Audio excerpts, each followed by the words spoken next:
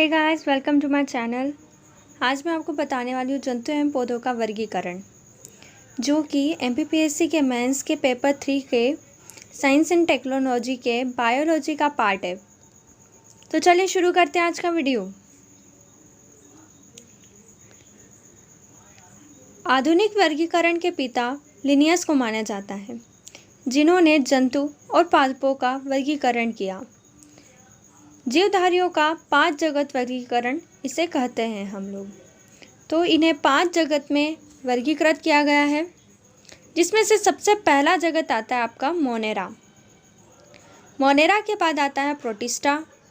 इसके बाद आता है आपका प्लांटी, फंजी और एनिमल्स। तो इस तरह से उन्होंने 5 जगत वर्गीकरण किया हुआ है। तो देखिए, यहाँ पर लिनियस को आधुनिक वर्गीकरण के पिता कहा गया है, क्योंकि उन्होंने जो आधुनिक वर्गीकरण दिया है, जो मैंने अभी बताया 5 जगत वर्गीकरण, वो लिनियस ने दिया है। इससे पहले भी कई वर्गीकरण दिए जा चुके हैं, अलग अलग प्रकार के अलग अलग वैज्ञानिकों ने दिए हैं, पर किसी को भी इतनी मान्यता नहीं मिली है। और आधुनिक अर्थात अभी वर्तमान में जिस वर्गीकरण को अपनाया गया है वो है लिनियस का वर्गीकरण, जिसे हम 5 जगत वर्गीकरण भी कहते हैं। अब मोनेरा, प्रोटिस्टा, प्लांटी, फंगी और एनिमल्स को हम, ये जो जगत हैं, ठीक है, अब इसको हम डिटेल में समझते हैं। सबसे पहले आता है आपका मोनेरा। मोनेरा ये होते हैं प्रोकैरियोटिक्स, ठीक है। इसके प्रीवियस वीडियोस में मैंने आपको सेल स्ट्रक्चर्स एंड फंक्शंस में मैंने आपको बताया था कि प्रोकैरियोटिक सेल क्या होती है, यूकैरियोटिक सेल क्या होती है। ओके, सो मोनेरा जगत जो आती है, वहाँ पे प्रोकैरियोटिक्स आते हैं। जितने भी सेल्स हैं प्रोकैरियोटिक सेल्स वाले जीव, तो वो सारे जीव जो हैं मोनेरा जगत में आएंगे। ये होते हैं बहुत ही सूक्ष्म जीव, जो कि नग्न आँखों से नहीं देख सकते हैं, उन्हें सूक्ष्मदर्शी से देखना होता है, ठीक है।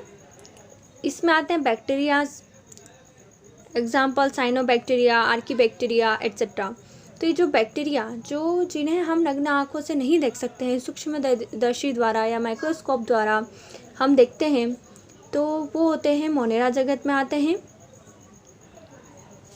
इसके बाद आते हैं प्रोटिस्टा। प्रोटिस्टा में यूनिसेल्युलर्स होते हैं, अर्थात इनमें एक सेल्युलर न होकर, अर्थात इनमें एक कोशिकीय न होकर के बहुकोशिकीय होते हैं।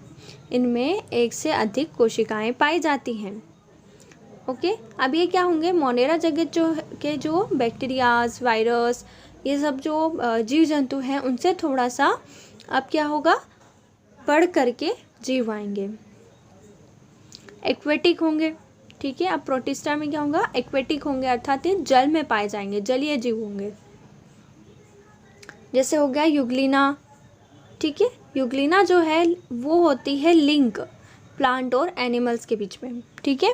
अरे यूग्लिना एक ऐसा प्रोटिस्टा है जिसे हम प्लांट में भी नहीं रख सकते हैं पूर्ण तरह से, और एनिमल में भी नहीं रख सकते हैं। हम इसे प्लांट और एनिमल के बीच की कड़ी मानते हैं।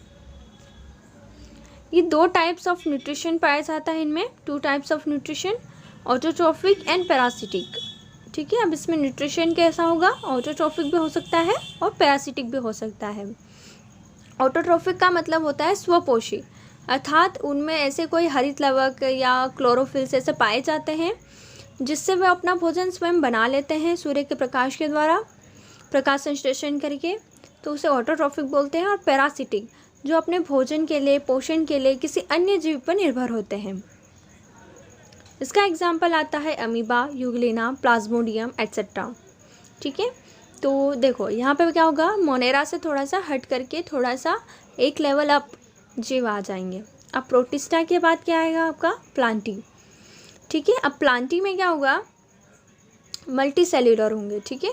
इसमें कई सेल्स पाई जाएंगी इनमें, ठीक है। प्लांट्स में क्या होती है, कई सेल्स पाई जाती हैं, और ये होते हैं यूकैरियोटिक्स, ठीक है। आपको मैंने बताया है प्रोकैरियोटिक्स, जिसमें सेल्स में जो न्यूक्लियस होता है उसके आसपास केंद्रक झिल्ली नहीं पाई जाती है, कोशिकांगों का अभाव होता है, इस तरह से प्रोकैरियोटिक्स में होता है। जबकि यूकैरियोटिक्स में एक केंद्रकीय झिल्ली होती है, कोशिकांग उपस्थित होते हैं, ठीक है। तो ये होता है प्लांटी। इसके बाद आता है ऑटोट्रोफिक।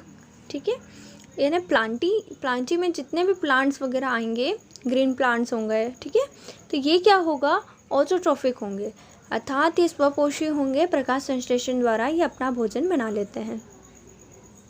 एग्जाम्पल्स आते हैं इसमें ग्रीन प्लांट्स, एल्गीज एट्सेट्रा। जितने भी आपके आसपास ग्रीन प्लांट्स दिख रहे हैं, एल्गीज दिख रही हैं, ठीक है, वॉलवॉक्स हो गया, ठीक है, कारा हो गया, तो ये एल्गीज जो हैं वो अपना भोजन स्वयं बनाते हैं और ये ग्रीन कलर के होते हैं। अब आते हैं फंगी। फंगी कवक, जिसको हम लोग बोल सकते हैं नॉर्मल भाषा में यूकैरियोटिक्स होते हैं। ठीक है, नॉर्मल सा है, यूकैरियोटिक्स हैं, पैरासिटिक हैं, अर्थात अपना भोजन स्वयं नहीं बना सकते हैं वो लोग।